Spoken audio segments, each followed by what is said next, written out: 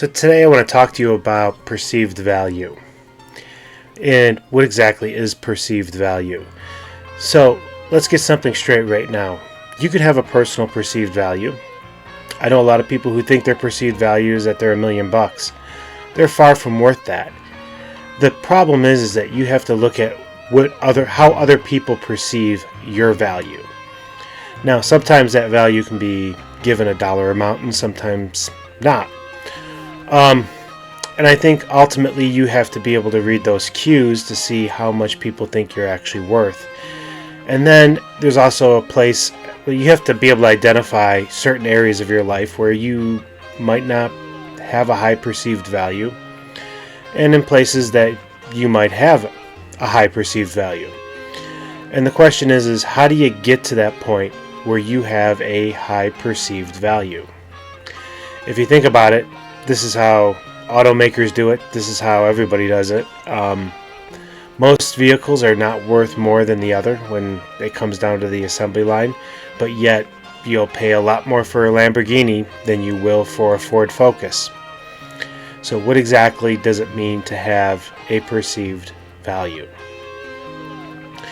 Now, this value can be done monetarily. It can be done with kind of like a credit, just how people view you.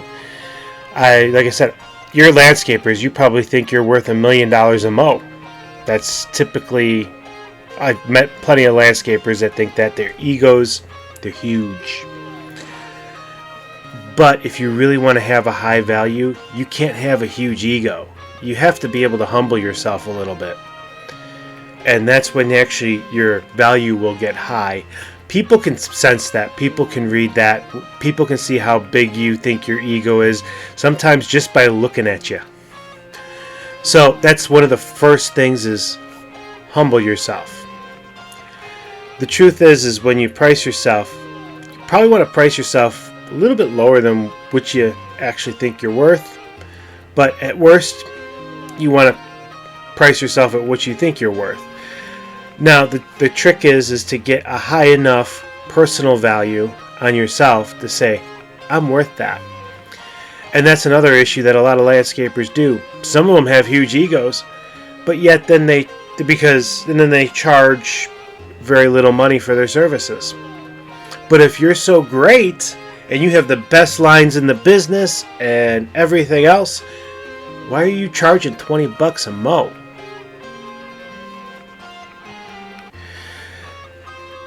You know, it's just one of those things that you have to question quite a bit. So your value as perceived, you have to have a good high personal perceived value. And you have to be willing to say, I am worth that. That's the first thing. Because the guys with the big egos, they think that they have a really high value because they're busy. It's not because they're actually making money. It's because they're just busy. Now, that's step one, is your own personal value. And then charging according to that value. Now, one of the things is you'll deal with customers that will tell you how much you're worth. Chances are, this is one of the big kickers that I've noticed. You know, I used to be the budget guy. I used to be on the race to the bottom. Let's see if I can be cheaper than everybody else, or just a little bit cheaper than everyone else, that people will jump on me. I found out that when I first started, I decided to keep everything kind of simple and equal, try to be market based and not below or way above. And I still tried to be that same way. But now Now, recently, after my latest price change, I question, was my value too low? And the reason why is because out of all the customers that I raised my rates on, I retained 100% of them. Maybe I'm worth even more than that. Who knows? So the idea is to really target in on what you think you're worth and make sure you're charging that much. Now, don't get crazy and stupid. You can say that you're worth $1,000,000 a mow. Guess what? Nobody's going to pay that to you. It's just not going to happen. So that's the first step, is to actually get a realistic, I guess you can say, perceived value of yourself. Then find out how that's working, because it's kind of interesting. Because when I had first started mowing, and I was like, I was just going to cut it down maybe $1 or $2 or whatever. Keep it low, keep it simple. Try to undercut everybody so I can get all these great customers, right? What I noticed is, as I went away from going from this is how much I am willing to go down to get customers, to say this is my price, and no, I'm not bringing it down. All of a sudden, my customer base changed. Instead of getting those people who are calling me once a month and their grass is, yay tall, you can't even see it in the frame, it was so tall, I now am getting more weekly mows. People who want the contracts, people who don't want, and I've gotten to a point where those people that have called me to mow their grass, that would call me once a month to mow their grass or whatever, after it got this tall, I just stopped dealing with them. Plain and simple. And I just noticed my entire customer base has changed. And a lot of the attitudes of my customers have changed. And now it's a question mark of, can some of my former customers keep up with where I'm at now today? And that's the $1 million question. Or do I have to try to find different pastures, replace them with a new customer? I don't know. Right now we're mid-season, so I'm not going to be focused on that too much. But that's the question is that you'll find out that you will start losing those budget customers. Even if you keep your rates the same, you will still lose those budget customers as you raise the level of your service. It's kind of weird. It's like they know you're too good for them, or they feel that whether or not, maybe it's some kind of weird subconscious thing, that they feel that you're weird and that you're too good for them. So I'm going to take these off. They're kind of bugging me. I was listening to another video and then just went right into this. So it's one of those things, when your perceived value goes up and you start charging more, your overall perceived value of what other people will think of you goes up. And what you're actually out for is not for you to have a high perceived value, but for the people hiring you have a high perceived value. To sit there and say, you know what, he's charging me, instead of $20 a mow, he's charging me $30 a mow, but he's worth every penny of it. Because a lot of it is just because I'm spending more. He's worth it.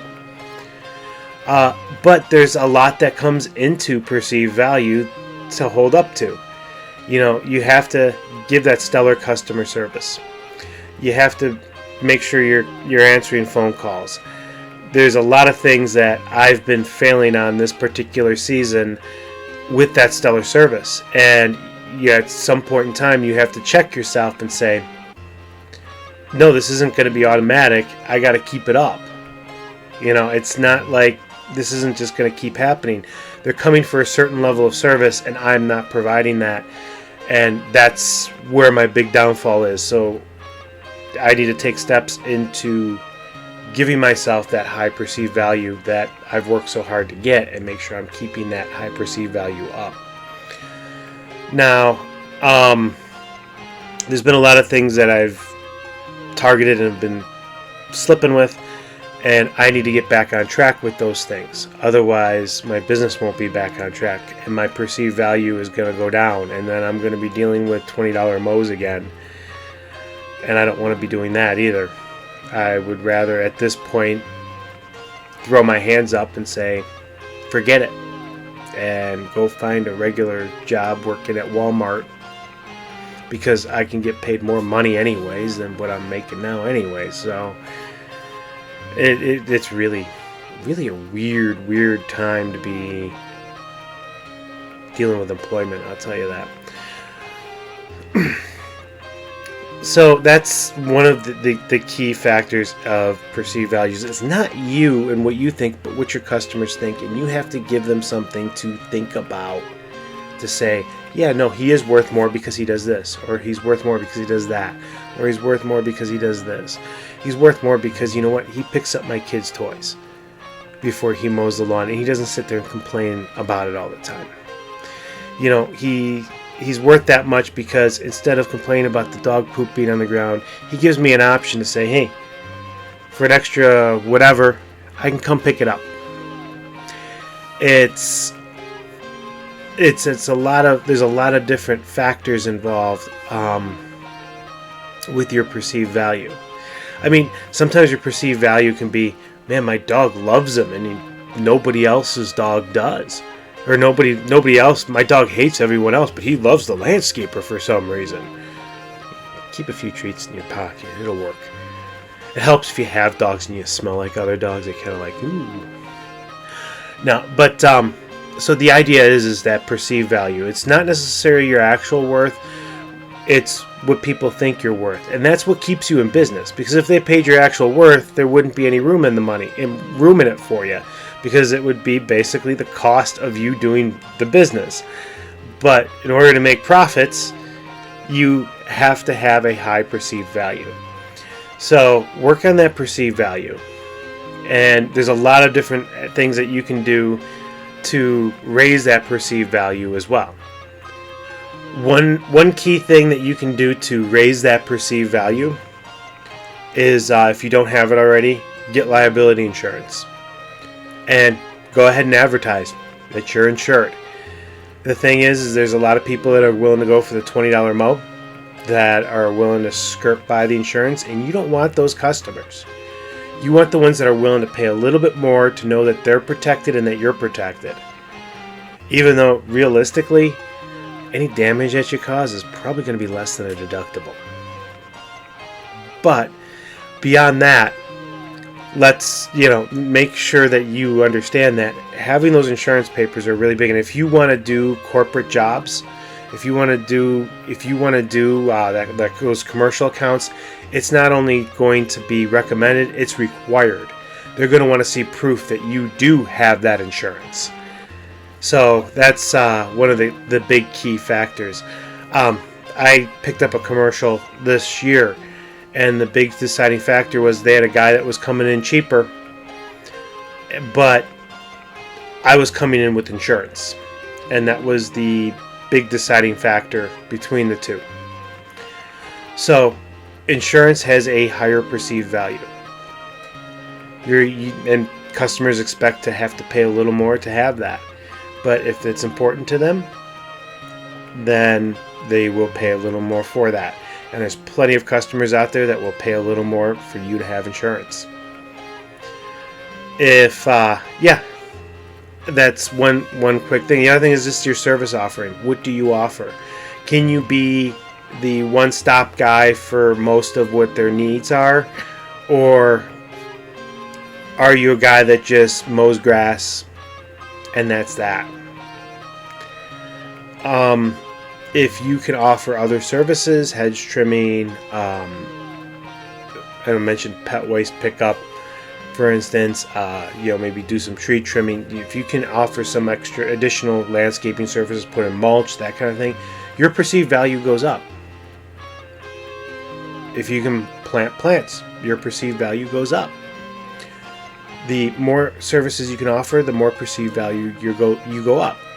One of the things is a lot of the customers that I have for mowing, I also do snow removal for them.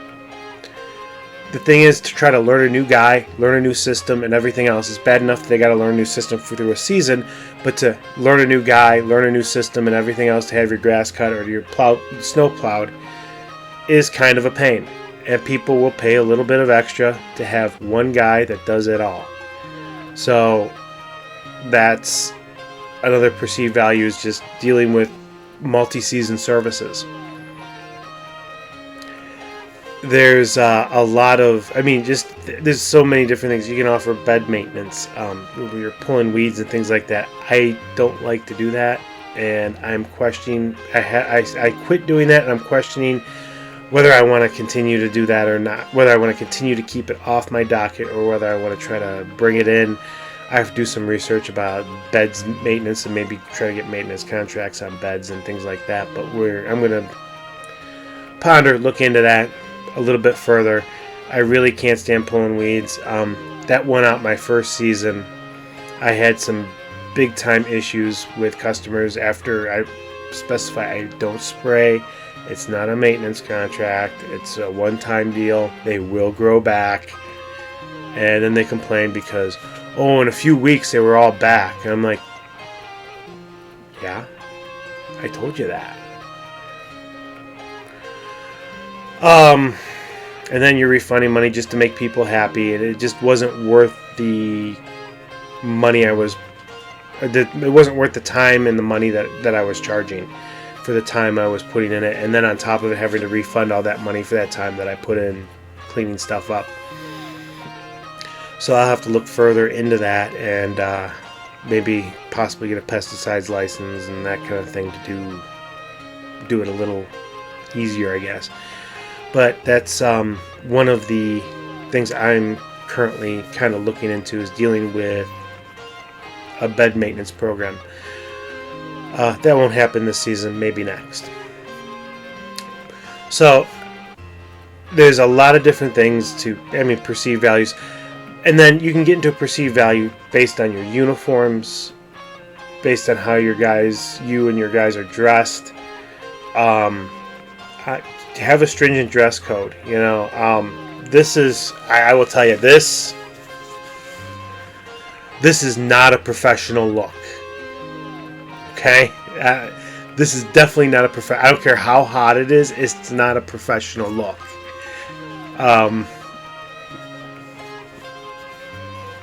It's not at all. What do your trucks look like? Do they need some Bondo and some paint? That's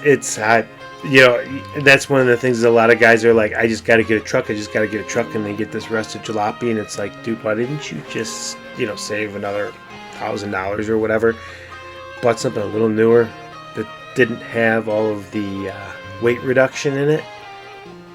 It just makes zero sense.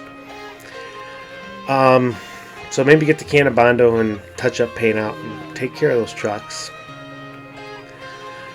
And that's been one of the big factors with me and my cheap little trailer, is trying to keep my cheap little trailer looking a little more professional looking, I guess you can say, so I don't look like I'm cheap.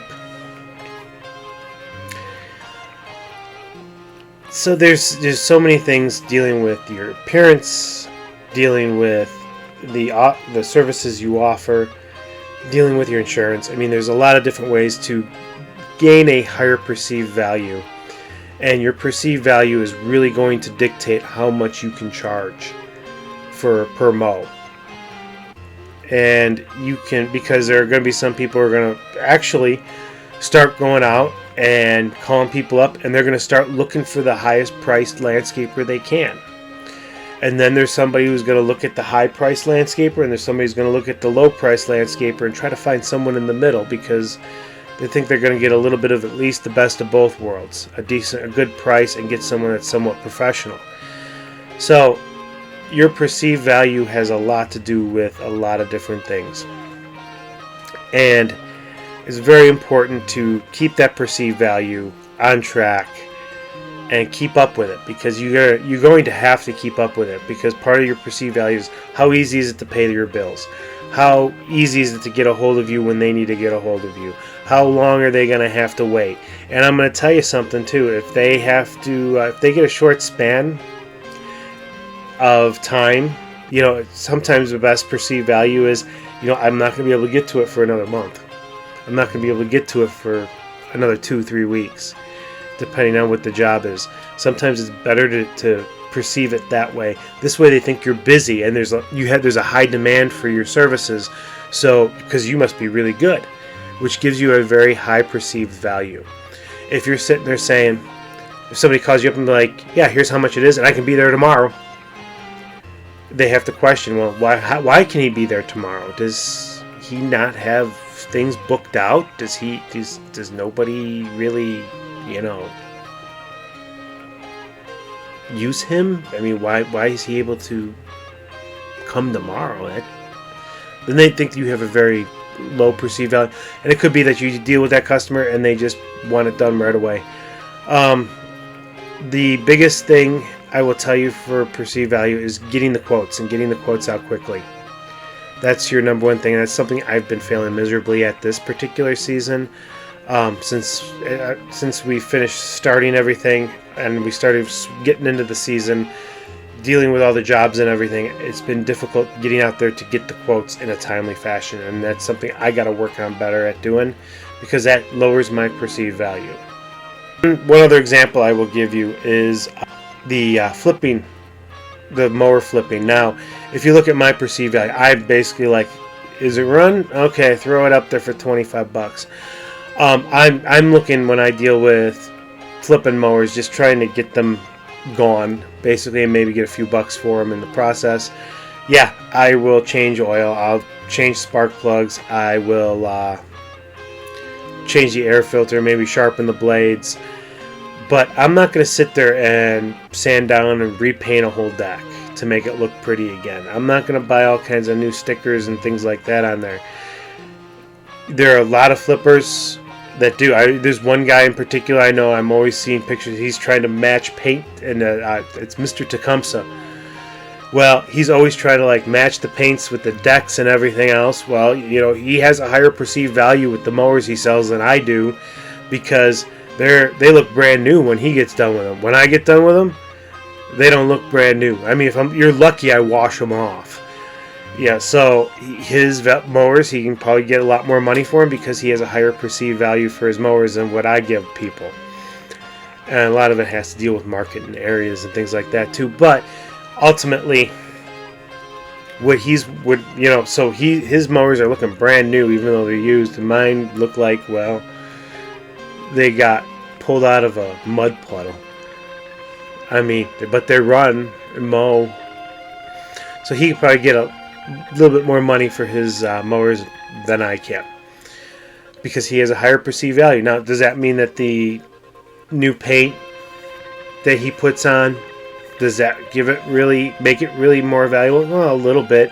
But if he's able to charge an extra $50 for a mower because he painted it, and he buys $6 worth of spray paint, and maybe spends 10-15 minutes prepping certain areas and doing touch-up paint work, I mean, he's probably in it for what, like $10-15, and he's able to charge an extra $50 because of the perceived value.